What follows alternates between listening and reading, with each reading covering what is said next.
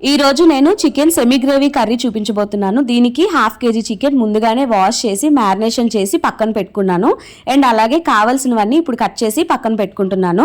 Onions, టమాటా, పచ్చిమిరపకాయలు, కరివేపాకు, కొత్తిమీర ఇవన్నీ పక్కన పెట్టుకున్నాను. ప్లేట్లో ఏదో ఖాళీ అయి మిస్ అయినట్టుంది కదా, అదేనండి జింజర్ గార్లిక్ పేస్ట్. నేను ఎప్పుడు బయటది యూజ్ చేయను, ఇంట్లోనే ఫ్రెష్గా దంచి వేసుకుంటాను. సో అలా దంచి కచ్చా పచ్చగా అయిన తర్వాత ఆ ప్లేట్లోకి అయితే వేసుకుంటున్నాను. ఇలా చికెన్ అండ్ అలాగే కావాల్సినవి కూడా ఒక దగ్గర పెట్టుకున్నాను. ఇలా అయితే కుక్ చేసినప్పుడు ఈజీగా ఉంటుందని. ఇప్పుడు నా సీక్రెట్ మసాలా వచ్చేసి ఎండు కొబ్బరి అండ్ గసగసాలు అనమాట. గసగసాలు ఒక గుప్పెడు తీసుకొని మిక్సీలో వేసాను. అండ్ అలాగే ఎండు కొబ్బరి ముక్కలు ఒక 5-6 ముక్కలు కట్ చేసి మిక్సీలో వేసాను. వేసి వాటర్ లేకుండా పౌడర్ లాగా చేసుకోవాలి, చేసి పక్కన పెట్టుకోవాలి. అండ్ అలాగే ఇప్పుడు స్టవ్ ఆన్ చేసి బాండీ అయితే పెట్టుకున్నానండి.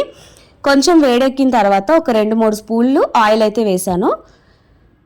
ఆయిల్ కొంచెం వేడెక్కిన తర్వాత జీరా, 1 స్పూన్ జీరా అయితే వేసాను.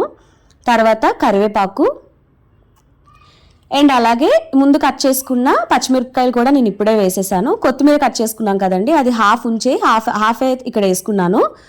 ఇవన్నీ కొంచెం వేగిన తర్వాత ఆనియన్స్ అయితే యాడ్ చేశాను. ఆనియన్స్ యాడ్ చేసి సాల్ట్ అండ్ పసుపు నేను ఇక్కడే యాడ్ చేస్తాను, ఎందుకంటే నాన్ వెజ్ కర్రీస్కి అయితే నేను ఇలా యాడ్ చేస్తాను, ఫ్లేవర్ బాగుంటుందని. కాస్త మూత పెట్టి అది కొంచెం మగ్గిన తర్వాత కచ్చపచ్చగా దంచుకున్నాం కదా మనం జింజర్ గార్లిక్ పేస్ట్, అదైతే వేసాను. ఇప్పుడు గోల్డెన్ బ్రౌనిష్ కలర్ వచ్చిన తర్వాత టమాటా అయితే యాడ్ చేశాను అండ్ చికెన్ కూడా యాడ్ చేశాను. చికెన్ మసాలా 1 స్పూన్ వేసాను. అండ్ అలాగే ఇందాక మనం ప్రిపేర్ చేసుకున్నాం కదా ఆ మసాలా కూడా వేసేసాను. వేసేసి ఎంతైతే వాటర్ కావాలో అంత వాటర్ పోసుకొని మూత పెట్టి అయితే బాగా మగ్గించేసాను. బాగా చికెన్ ఉడికిన తర్వాత మిగతా ఇది కూడా వేసేసి ఒక 20 minutes పాటు ఉడికించాను. అంతేనండి, ఈజీగా కర్రీ రెడీ అయిపోయింది.